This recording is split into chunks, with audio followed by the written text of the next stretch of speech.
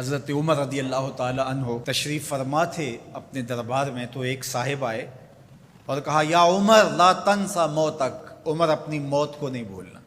یار بھرے دربار میں کسی کو یہ بات کہی جائے تو اس کا رد عمل کیا ہوگا، لیکن حضرت عمر رضی اللہ تعالیٰ عنہ یوں کانپنے لگے جس طرح بید کی شاخ کانپتی، اس کو قریب کیا، محبت کی، کہا اگر تو روز آ جایا کرے اور یہ جملہ مجھے کہا کرے تو تیری مہربانی ہوگی، مہینے کے بعد مشاہرہ بھی دیا کروں گا۔ روز آتا ہے، بھری مجلس میں کہتا ہے عمر موت کو نہیں بھولنا۔ ایک دن وہ آیا، آپ نے اسے بلایا، محبت کی اور اس کو مشاہرہ دیا اور الوداع کہنا چاہا، تو اس نے کہا کہ میرے سے کوئی گستاخی ہو گئی؟ کہا نہیں، کوئی ایسی بات نہیں۔ کوئی اور شخص آنے لگا؟ فرمایا نہیں۔ تذکیر موت کی ضرورت نہیں رہی؟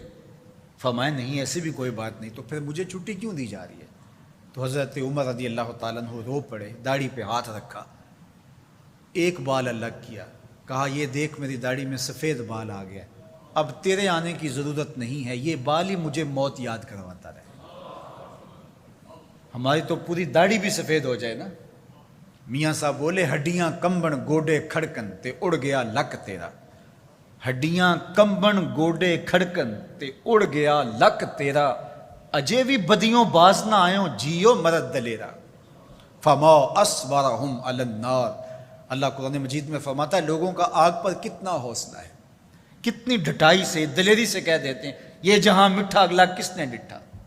جب ہم کسی کے جنازے کو کندھا دیتے تو ہم سمجھتے ہیں اسی کے جنازے کو کندھا دیا، یہ نہیں سوچتے کہ یہ وقت ہمارے اوپر بھی آنے والا ہے۔ خیر کن فلاں و غنیمت شمار عمر، زاں کے بیشتر بانگ برآیت کہ فلاں نماد۔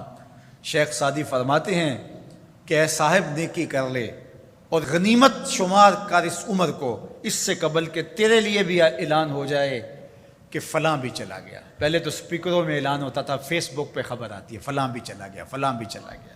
اس سے قبل کہ یہ آواز آ جائے، یہ اعلان ہو جائے، یہ خبر مشتہر ہو جائے کہ فلاں بھی چلا گیا، تو یہ خبر آنے والی ہے، آج نہیں تو کل، کل نہیں تو پرسوں۔ تو کہا کثرت کے ساتھ موت کو یاد کرو، اس سے تمہارے دلوں کا زنگ اترے گا، تم اپنی آخرت کی طرف متوجہ ہو گئے۔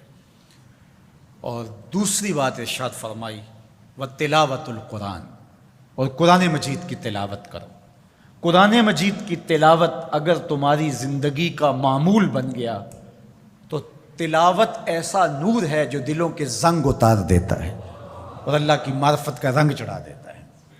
اس لیے دو چیزیں دلوں کے زنگ اتارتی ہیں، ایک کثرت کے ساتھ موت کو یاد، اس کے لیے کوئی نصاب نہیں پڑھنا پڑتا، کسی کے پاس جا کے بیٹھنا نہیں پڑتا، یہ خاموش مبلغ ہے، اس مبلغ کو سننے کے لیے سفر کر کے نہیں جانا پڑتا، اس کو کسی ٹیپ ریکارڈر کے اندر محفوظ کر کے کان کے ساتھ نہیں لگانا پڑتا، کوئی بٹن آن نہیں کرنا پڑتا، اب لائٹ ہے اب سن سکوں گا، اب لائٹ چلی گئی اب نہیں سن سکوں گا، اس کے لیے کوئی وقت متعین اور مقرر نہیں ہے۔ یہ ایسا مبلغ ہے، یہ خاموش واعظ ہے، جب چاہو اس کو سن سکتے ہو۔